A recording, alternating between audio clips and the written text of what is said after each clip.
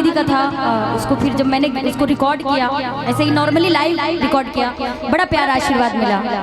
उस गाने के बोल थे कि आपन रहे और बेगाना भइल बा, सनम दोसरा के दीवाना भइल बा। लेकिन एक लाइन में इसी और कहूंगी मैं, जाता रहे हो मुझे छोड़ कर तुम, मासूम सा मेरा दिल तोड़ कर तुम, लगने लगेगी जिंदगी ये सजा, जब याद आएगी मेरी वफा, जब याद आएगी मेरी वफा। थोड़ा सा कि आपन रहे जे, थोड़ा सा हो जाता है मेजर माइनर में, इधर उधर देख लीजिए। कि आपन रहे जे और बेगाना भइल बा, सनम दोसरा के दीवाना भइल बा, सनम दोसरा के दीवाना भइल बा। ऊ वादा सब ख्याल बहो, रुबला से अखिया लाल बहो,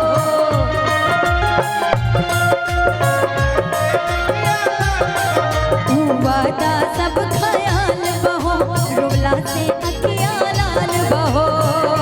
आपन रहे जे बेगाना भइल बा, आपन रहे जे बेगाना भइल बा, सनम दोसरा के दीवाना भइल बा, सनम दोसरा के दीवाना भइल बा। और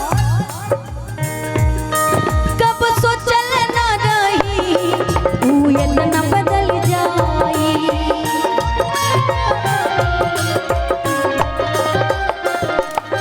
धड़कन में रहे वाला दिल बेच निकल जाई।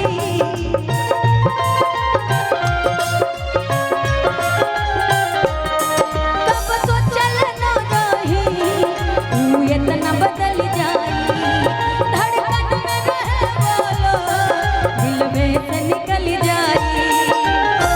जुदाई तखाली बहाना भइल बा, जुदाई तखाली बहाना भइल बा, सनम दोसरा के दीवाना भइल बा, सनम दोसरा के दीवाना भइल बा। लास्ट लाइन क्या?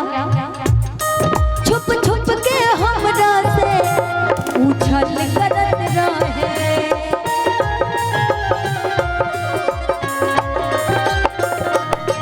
दूसरे से जननी दूसरे के कहल करत रहे।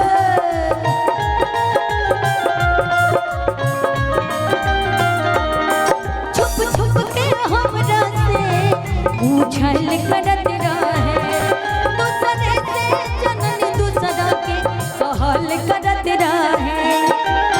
कहते हैं कि दिले उम्मीद तोड़ा है किसी ने, दिले उम्मीद तोड़ा है किसी ने, सहारा दे के छोड़ा है किसी ने, न मंजिल है न मंजिल का निशान है, कहाँ पे लाके छोड़ा है किसी ने। क्यों? नया यार से नया यार से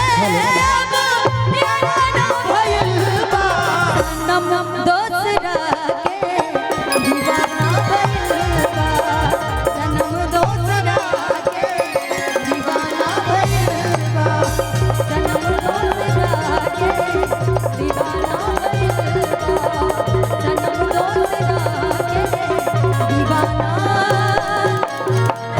भइल बा।